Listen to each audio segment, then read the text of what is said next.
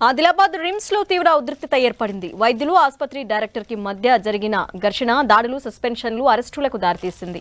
విధులు బహిష్కరించిన మెడికోలు జిల్లా కలెక్టర్ కార్యాలయం ఎదుట ఆందోళనకు దిగారు. రిమ్స్ డైరెక్టర్ తో పాటు అసోసియేటెడ్ ప్రొఫెసర్ క్రాంతిని విధుల నుంచి తొలగించాలని డిమాండ్ చేస్తున్నారు.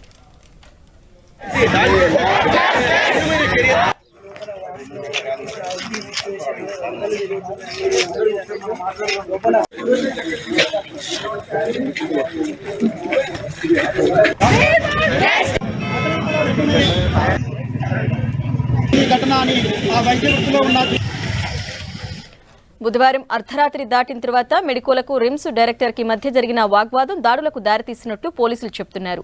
అర్ధరాత్రి మెడికోలపై బయటి వ్యక్తులు దాడి చేశారు. ఈ దాడిలో 2 మెడికోలు గాయపడ్డారు.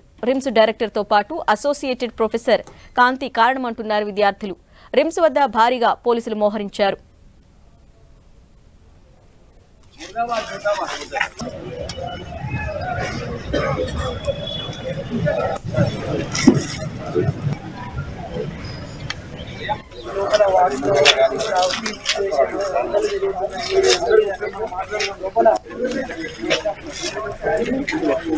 ఆదిలాబాద్ జిల్లా కేంద్రంలోని రిమ్స్ మెడికల్ కాలేజ్ ఘటనపై పోలీసులు రంగంలోకి దిగారు. విద్యార్థులపై దాడి చేసిన వారిపై కేసు నమోదు చేశారు.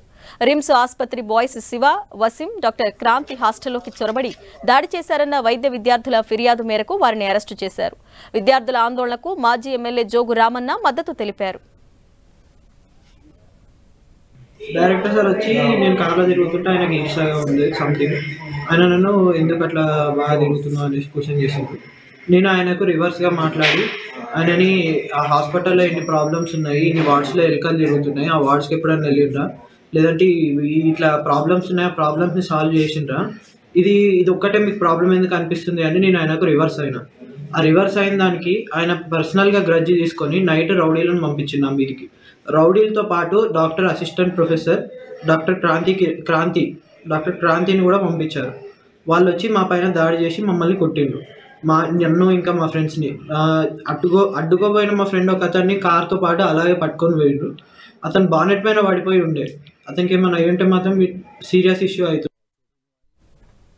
అర్ధరాత్రి 11 గంటల 20 సమయంలో రిమ్స్లోకి డాక్టర్ క్రాంతి మరియు అదేవిధంగా ఆదిలాబాద్ చెందిన శివ మరియు వసీంతో పాటుగా మరో 2 వ్యక్తులు అక్రమంగా ప్రవేశించి వాళ్ళను కొట్టిన కారణంగా వాళ్ళపై